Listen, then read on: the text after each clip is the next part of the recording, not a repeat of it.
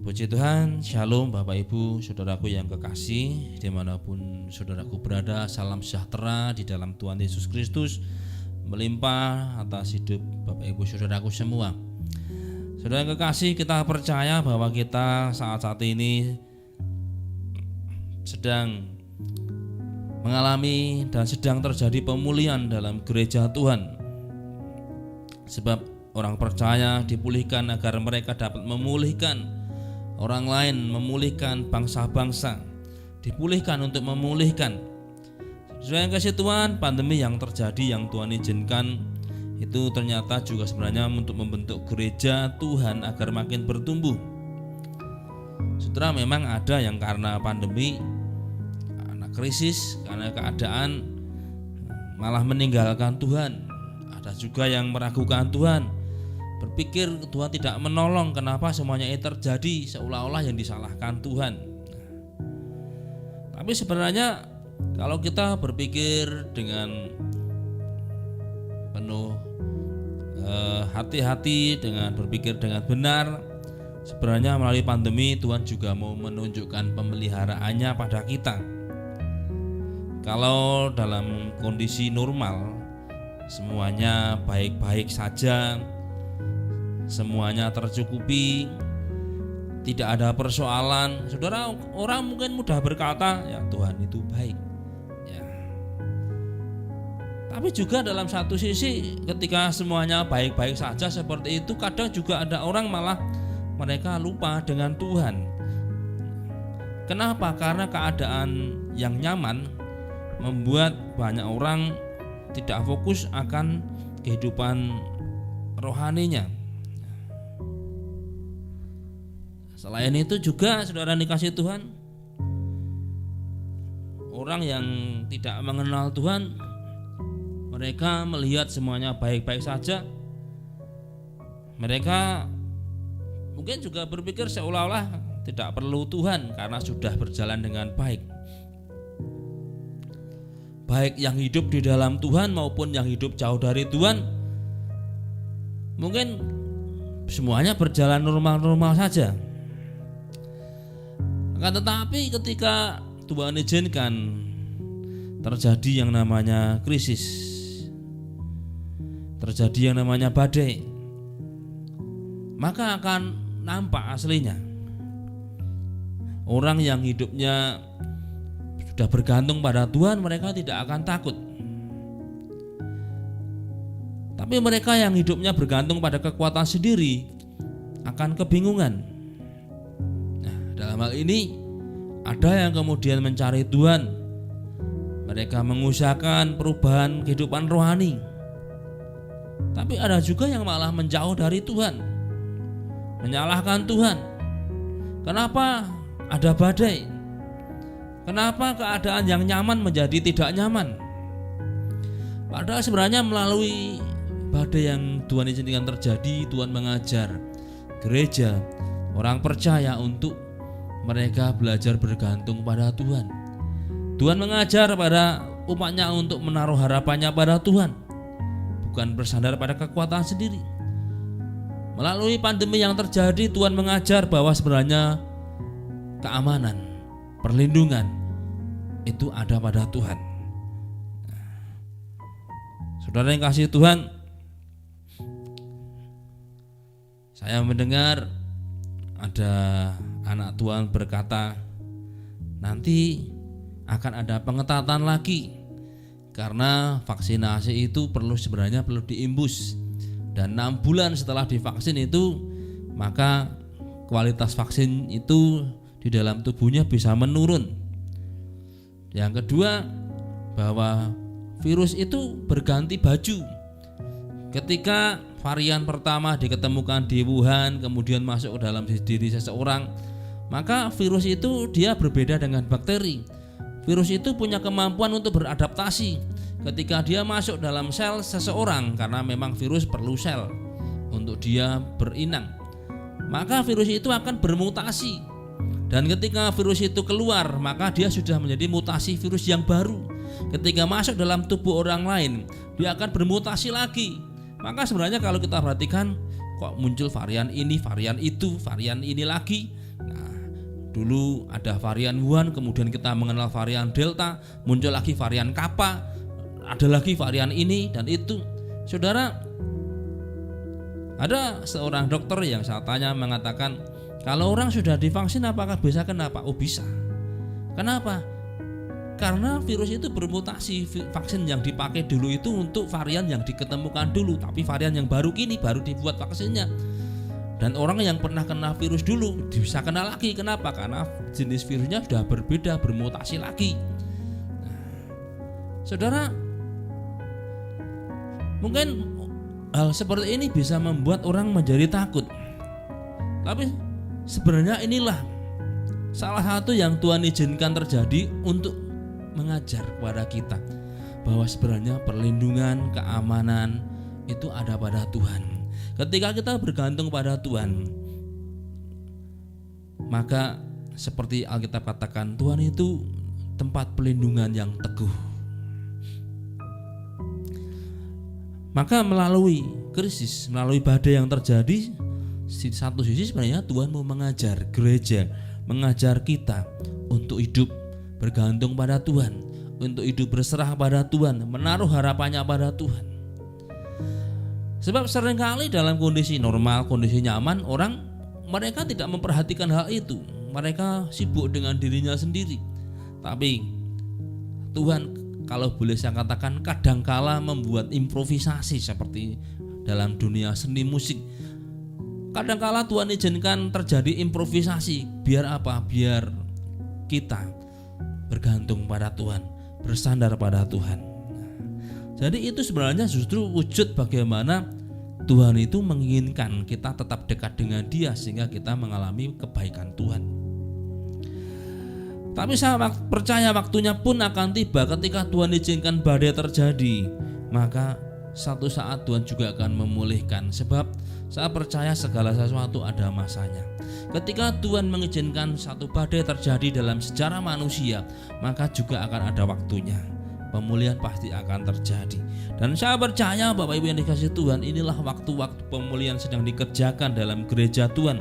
Kenapa? Karena Tuhan mau pakai gerejanya menjadi terang.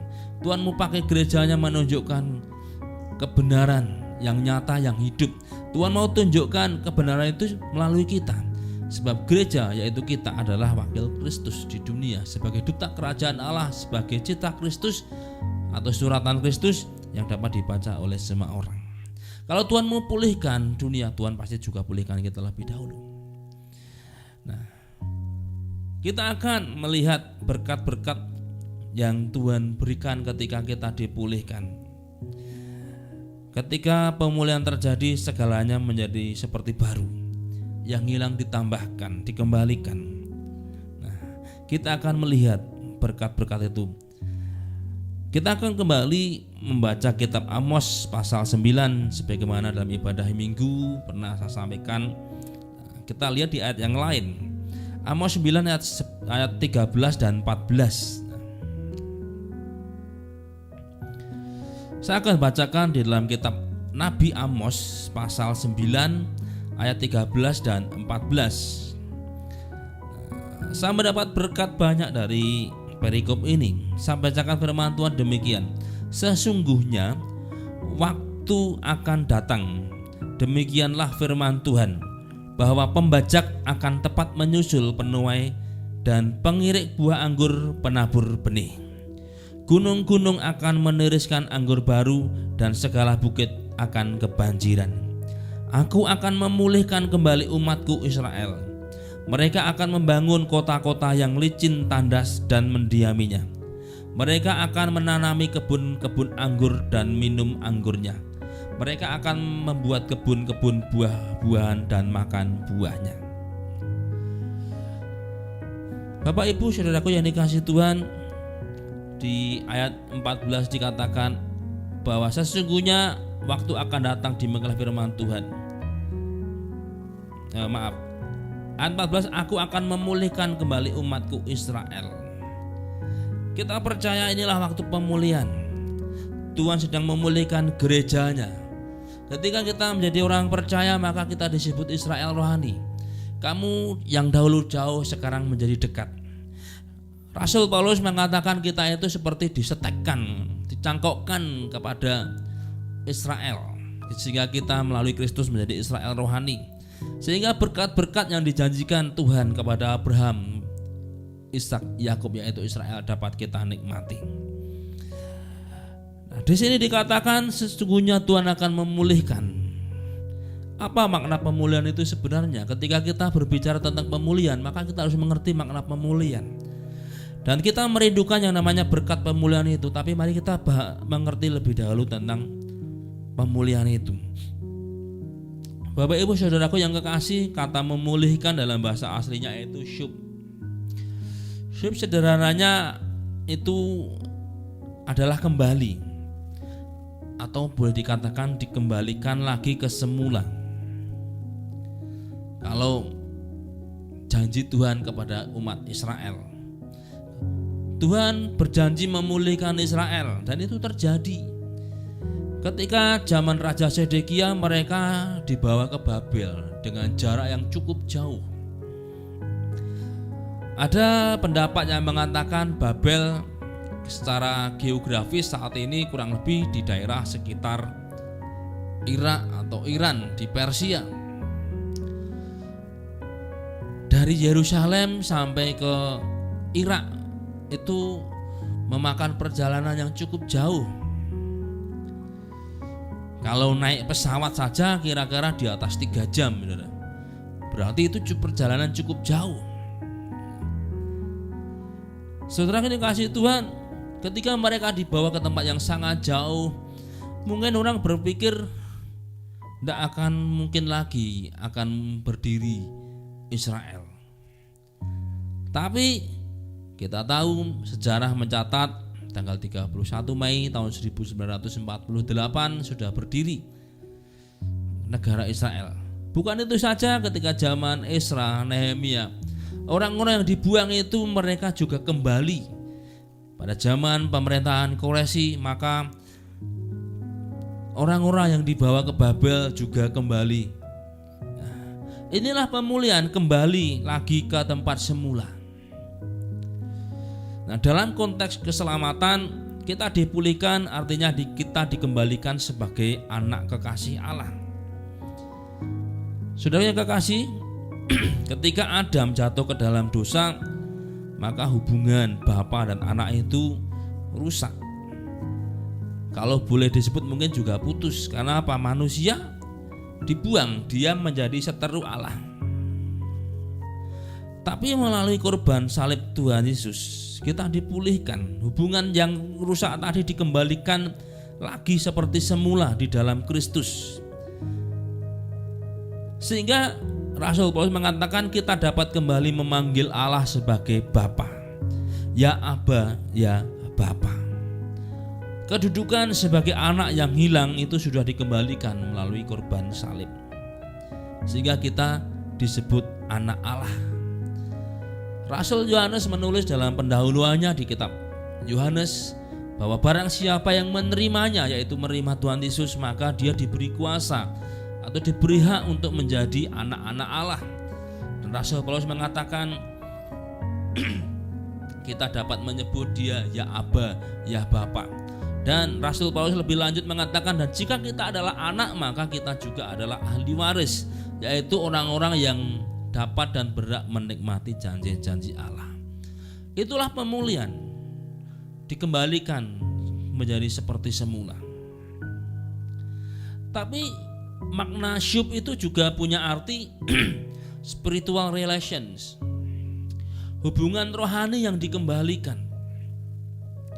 Saudaraku yang kekasih, kejatuhan manusia membawa dampak bahwa manusia itu tidak dapat mengenal Allah yang benar.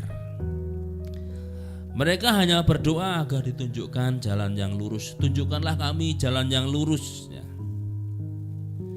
Itu yang menjadi doa-doa manusia. Mereka tidak dapat melihat jalan. Kenapa? Karena ketika kejatuhan itu terjadi, maka Alkitab menggambarkan itu seperti disebut dibutakan oleh ilah zaman. Ya, secara literal, orang yang buta itu dia tidak dapat melihat. Dia tidak bisa mengerti warna apapun, dia tidak bisa melihat. Dia mungkin bisa merasakan, oh makanan ini enak sekali, tapi dia tidak mengerti bentuknya bagaimana. Dia tidak mengerti warnanya makanan itu apa. Mungkin dia dapat mencium baunya harum enak, dia dapat merasakan, oh itu gurih sekali, tapi dia tidak dapat mendefinisikan dengan benar. Seperti gambaran ada 3 orang buta, disuruh mendefinisikan gajah. Yang satu dia memegang telinga dan kemudian berkata, oh gajah itu lebar, tipis tapi dia lebar. Kenapa? Dia hanya memegang telinga. Yang satu memegang perut, oh gajah itu besar sekali, gembung. Nah yang satu memegang ekor dan berkata, gajah itu gak begitu besar, ternyata ini malah kecil, saya pegang bisa. Kenapa? Karena tidak bisa melihat keseluruhan. Nah, orang yang hubungan dengan Tuhan itu putus karena dosa, dia tidak dapat mengenal Tuhan. Dia dibutakan oleh lelah zaman, sehingga tidak dapat mengerti Tuhan Yesus sebagai jalan. Maka dia hanya berdoa, tunjukkanlah kami jalan yang lurus. Kalau di dalam bahasa lain dikatakan Ihdina Shiratal Mustaqim, tunjukkanlah kami jalan yang lurus. Nah, kenapa manusia berdoa meminta jalan supaya ditunjukkan jalan? Sebab mereka sudah terbuang. Mereka dibutakan oleh ilah zaman. Mereka tidak dapat melihat jalan. Oleh sebab itu selalu berdoa, tunjukkanlah kami jalan yang lurus. Adanya dosa membuat manusia tidak dapat mengenal Allah yang adalah Bapanya. Hidupnya menjadi terpisah dari Allah. Manusia menurut jalannya sendiri. Dan kalau manusia menurut jalannya sendiri, maka dia hidupnya dalam bahaya. Seperti kitab Amsal katakan, manusia menilai jalannya sendiri lurus, tapi ujungnya menuju maut. Seperti orang buta, kalau dia tidak dituntun, maka dia bisa masuk dalam bahaya. Tapi ketika kita dipulihkan melalui pengorbanan Kristus, kita dapat mengenal Tuhan secara pribadi. Yang tadinya hanya berkata Tuhan itu maha kuasa, Tuhan itu esa, tapi yang bagaimana tidak dapat mengenal. Tapi ketika dipulihkan, maka Tuhan membuka dirinya. Ibarat tabir itu disingkapkan, tabir itu dibukakan supaya manusia dapat mengenal Allah yang benar, mengenal secara pribadi. Bukan itu saja, bahkan manusia boleh erat bersatu dengan Tuhan. Maka Tuhan Yesus mengatakan, aku di dalam kamu dan kamu di dalam aku, dan firmanku ada di dalam kamu. Bersatu dengan Tuhan. Dalam teologi disebut Christian meditation, meditasi Kristen. Saudara, dalam kepercayaan manusia itu juga diadopsi yang kemudian mengatakan manunggaling kawula karo Gusti. Tapi dalam kepercayaan manusia, misalkan Ahman dan Brahman akan menjadi satu, lebur, itu seperti dua benda dicampur, dua warna dicampur, warna kuning, warna hijau dicampur, akhirnya aslinya hilang semua. Kalau Ahman Brahman atau manunggaling kawula karo Gusti menjadi satu, itu sehingga dalam kepercayaan Ahman bisa menjadi Brahman. Tapi dalam kekristenan, pencipta dan ciptaan walaupun bersatu tetap berbeda. Ciptaan ya ciptaan, pencipta ya pencipta, tapi tetap bisa bersatu, tinggal menjadi satu. Aku di dalam kamu, kamu di dalam aku, dan firmanku ada di dalam kamu. Tapi tidak mengubah hakikat bahwa ciptaan ya tetap ciptaan. Saudara kasih Tuhan, itu dampak dari pemulihan. Malah dikatakan roh Tuhan didiamkan di dalam hati kita, atau ditaruh berdiam dalam hati kita. Jadi pemulihan itu di mana kita dikembalikan pada posisi yang semula sebagai anak Allah, tapi juga hubungan kita dengan Tuhan dipulihkan sehingga kita mempunyai yang namanya keintiman, keeratan dengan Tuhan.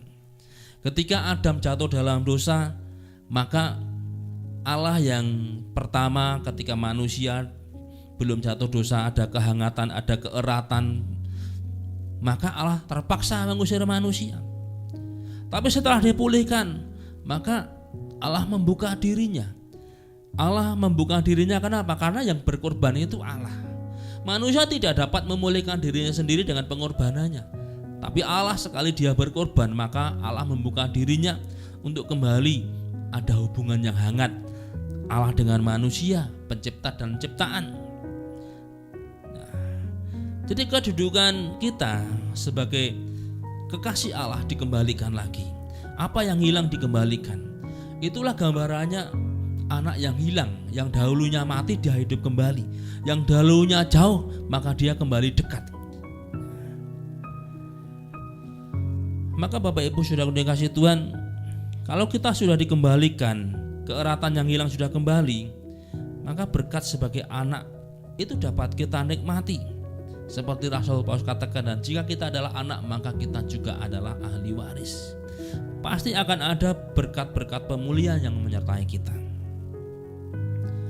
Nah, di sisi yang lain, syub itu juga punya arti refresh, disegarkan kembali.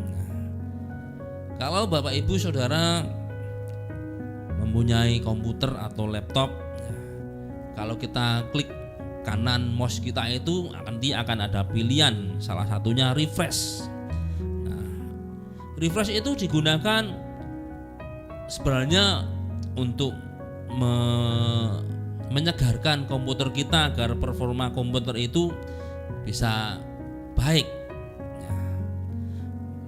Jadi refresh bisa membantu agar performanya itu bisa lebih baik.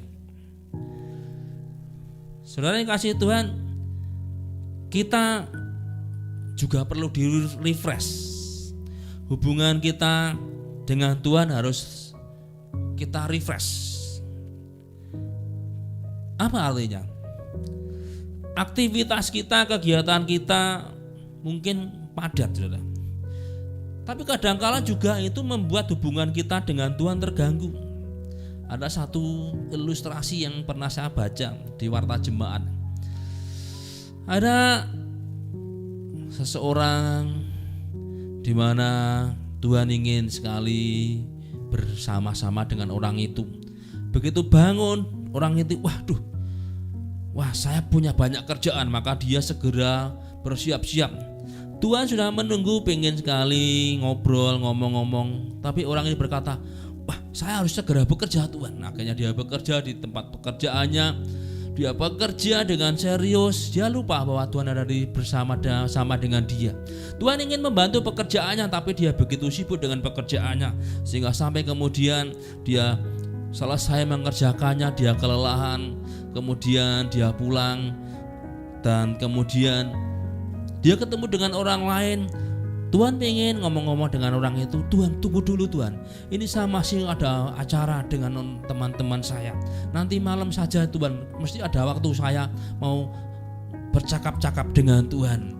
Tapi dia pulang karena seharian bekerja, dia kecapean. Tuhan saya capek, saya mau tidur, Tuhan lindungi saya, amin. Tuhan gak jadi ngomong-ngomong. Kalau itu seringkali terjadi dan itu berulang-ulang, saudara, itu membuat performa kita itu istilahnya seperti komputer itu lambat. Nah, perlu yang namanya kita refresh, disegarkan agar keintiman kita dengan Tuhan itu terjaga. Refreshing. Jadi pemulihan juga berbicara tentang bagaimana kita menjaga ritme keintiman dengan Tuhan. Pemulihan di sisi lain adalah dikembalikan sebagai hak anak Tuhan. Tapi sisi lain pemulihan itu juga berbicara bagaimana kita refresh dengan Tuhan. Kita menyendiri dengan Tuhan. Nah, jadi disinilah yang namanya syub atau pemulihan itu perlu agar kita tetap erat, intim dengan Tuhan. Dan pada gilirannya kita pun dapat menikmati berkat-berkat pemulihan itu. Nah, sekarang kita akan melihat berkat-berkat dalam pemulihan. Bapak Ibu Saudara dikasihi Tuhan, dalam ibadah raya hari Minggu sore kemarin saya singgung sedikit tentang berkat pemulihan. Alkitab menulis bahwa mereka akan membangun kota-kota yang licin tandas. Licin tandas di sini dalam bahasa aslinya itu shamem. Itu satu area yang tandus, tidak berpotensi secara ekonomis. Nah, orang yang dipulihkan akan dapat membangun dan menjadi besar walaupun secara teori itu sukar. Orang yang dipulihkan, ia akan diberi hikmat untuk dapat melihat sumber daya dan memanfaatkan sehingga dia berhasil. Orang yang dipulihkan, dia akan berhasil sekalipun bagi orang lain itu tidak mungkin. Saya ingat satu kesaksian yang ditayangkan oleh seseorang. Walaupun itu bukan acara rohani ya. Itu acara talk show.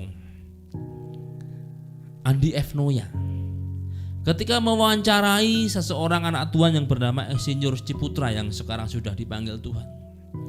Satu kali dalam satu acara itu dia ditanya bagaimana rahasianya Pak Cik ini bisa berhasil dalam properti.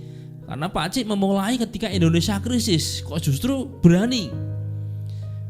Karena secara teori dengan daya beli masyarakat yang rendah, membangun properti untuk apa?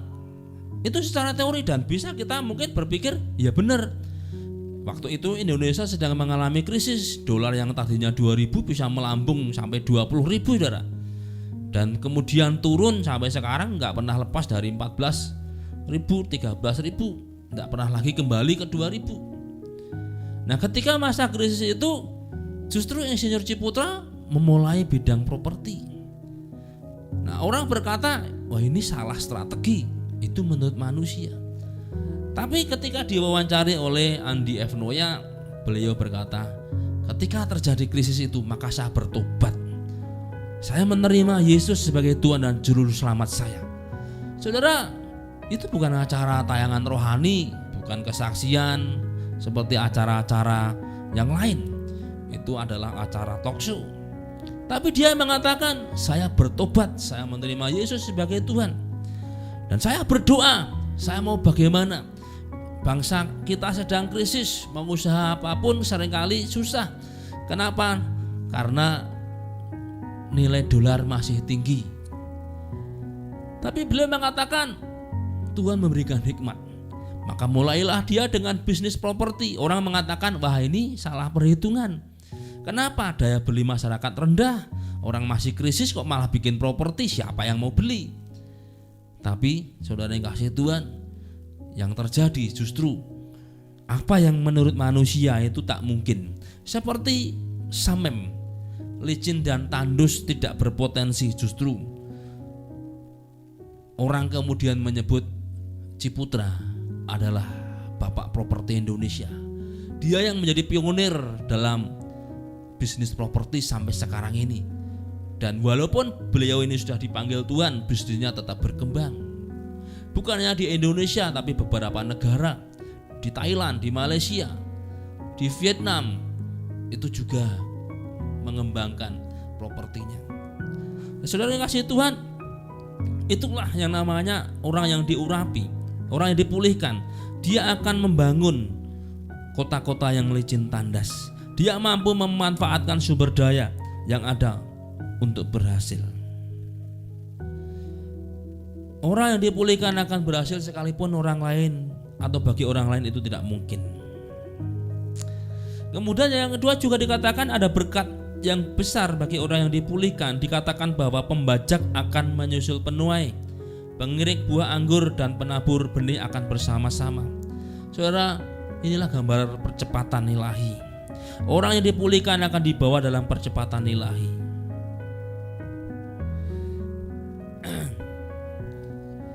Saudara yang dikasih Tuhan, ketika pandemi mungkin banyak orang mengalami yang namanya terpuruk, mengalami kemunduran.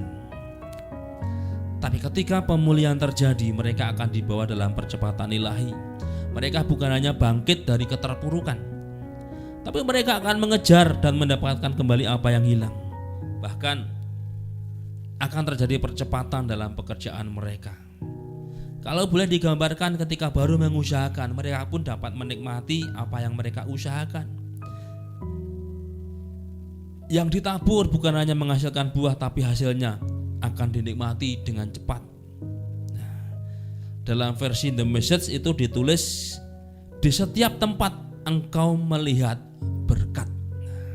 Orang yang dipulihkan, dia dikatakan di setiap tempat maka akan terlihat berkat. Dalam segala hal dia akan diberkati Tuhan. Apa yang dikerjakan diberkati Tuhan. Itulah berkat ketika dipulihkan. Ada satu kesaksian di satu daerah di Nigeria. Bagaimana ketika anak-anak Tuhan di sana mereka bertobat, ketika mereka dipulihkan hubungannya dengan Tuhan, ketika ada restorasi, apa yang terjadi? Maka saudara, hasil pertanian itu begitu luar biasa.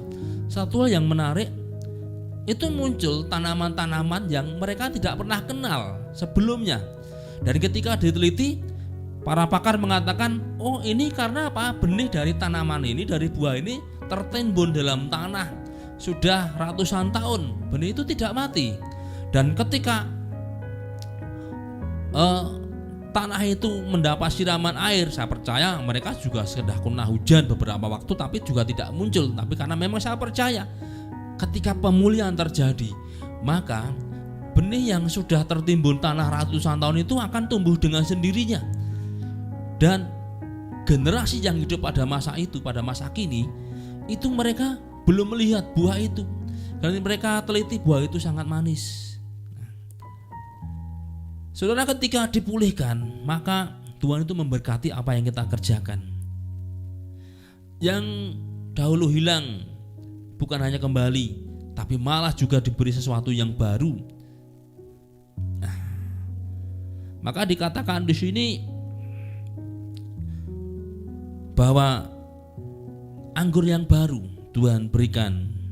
Mereka akan menemukan sesuatu yang baru untuk menjadi berkat bagi banyak orang. Maka dikatakan di segala bukit kebanjiran. Nah, Bapak Ibu Saudara dikasihi Tuhan, ketika kita dipulihkan, maka melalui kita banyak orang akan diberkati. Seperti kata firman Tuhan, kita dipanggil menjadi berkat bagi banyak orang. Keberadaan kita adalah berkat bagi banyak orang. Maka mari kita terima. Bagian kita adalah menerima dengan iman.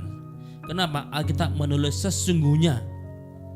Kata sesungguhnya menunjukkan adanya satu kepastian, adalah janji yang pasti. Pemulihan itu bukan mengada-ada, tapi pemulihan adalah realita. Kata sesungguhnya dalam bahasa aslinya itu hineh. Hineh mempunyai makna lihatlah. Kalau kita disuruh melihat, mesti kan harusnya itu kelihatan. Lihatlah itu di sana baru datang. Kalau misalkan seperti rombongan, lihatlah itu di sana. Wah, rombongan itu sudah datang. Kemudian misalkan kita berada di pantai, tuh lihatlah itu kapalnya kelihatan. Biasanya kapal itu akan kelihatan pucuknya dulu karena kan bumi bulat. Ada sesuatu yang nampak. Nah, pemulihan di sini Tuhan katakan hineh, lihatlah. Mari dengan iman kita lihat dan kita rasakan, kita terima. Mari kita buktikan pemulihan itu sedang terjadi, pemulihan sedang dikerjakan. Maka mari kita bangkit. Karena kita sudah dipulihkan, mari kita bangkit menjadi berkat, menjadi terang bagi semua orang, supaya orang-orang lain juga mengalami pemulihan. Sebab saya percaya Tuhan akan memulihkan semua orang itu melalui kita. Nah, kalau kita sudah dipulihkan, mari kita bangkit supaya semua orang juga dipulihkan. Maka mari kita bangkit menjadi terang. Kita kepakkan sayap kita semakin mengembang untuk menjangkau jiwa-jiwa supaya mereka semua dipulihkan dalam hadirat Tuhan. Nah, puji Tuhan, bila firman Tuhan ini menjadi berkat dan kekuatan bagi setiap kita semua. Tuhan Yesus memberkati saudara-saudaraku. Amin.